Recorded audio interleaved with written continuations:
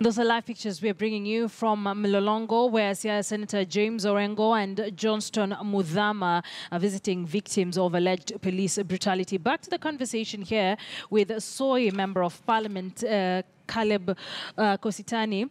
You have said that you are blaming the violence in this country on one Raila Odinga. What do you say about those victims of live bullets across the country? Well, it depends on the circumstances. And first of all, we want to say we send our sincere condolences as a Jubilee party and as leaders that we want to condole with the families that have lost their loved ones. But on the other hand, we also want to tell Kenyans that they should not, as Esther Passaris just said there, Honorable Passaris, said no politician is worth dying for.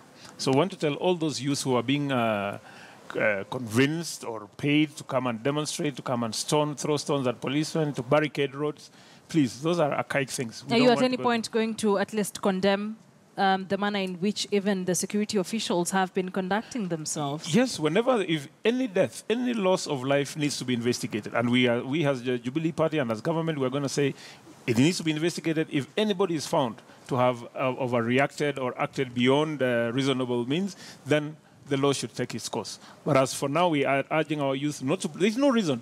Let the polling station be opened. What is Raila scared of? What is he scared of? He is scared of the polling station being open, polling materials being there, polling clerks being present, and people voting, because he knows he doesn't have the control. We have people in Luo Nyanza who want to vote, but they cannot vote.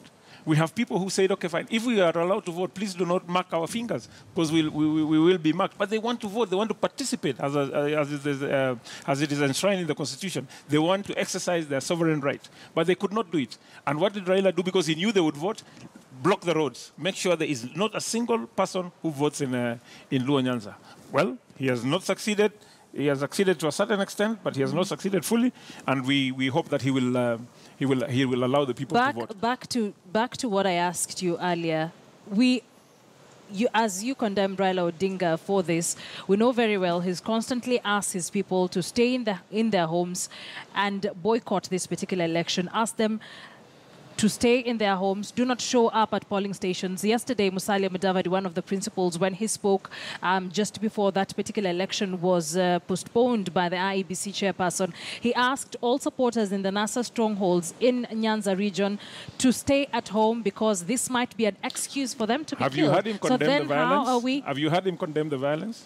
Has he told them to stop blocking the roads? Have you heard him? Mm-hmm. No. Because they are under his instructions. What he's saying there is just for the media, for international media, but what he's doing behind your backs is exactly that. Those are Raila goons. So we find ourselves at a point where Jubilee members of parliament like yourself are blaming Raila Odinga for the violence that is being witnessed in some of the areas, some parts of the country. Yes. And we also have the other side, which is NASA, very uncomfortable with the manner in which their people are being killed. Well, where are we taking this country, especially with utterances from leaders like yourself? But Akisa, when you go and tell youth to go and stone a police station, when you tell a youth to snatch a gun, like one who was shot was trying to snatch a gun from a policeman, that really, what do you expect? Do you have proof that any of the leaders told the youth there? Do you have proof? You don't need to have proof beyond what the leaders are doing. You can even tell from their body language. Look at what you've just seen Orengo and Muthama trying to do. They're trying to export that violence to Machakos, because Machakos is calm. Machakos voted. They're quiet. They're going about their business, but they don't want this violence thing just to look like it is them. There was a bit of unrest in Mavoko. Yes, there was a bit of unrest in Mavoko, which was also related to this Kawangware unrest. They're just transporting that violence. Yes. They're transferring so then back to my question, with leaders like yourself and the kind of utterances that you make, and we're quick to blame each other from either side, do you think leaders in this country are helping build the country or are making it worse? Well, Jubilee leaders, as Jubilee, we are ready to build this country. We are very focused. We know our mandate. We know what we need to do. But as NASA, I think they've reached a very desperate position. They don't know whether they want this country to move forward or backwards or wherever. They actually want to take this country under, and we're not going to allow it. We are very alert. We are just awaiting the completion of this election process.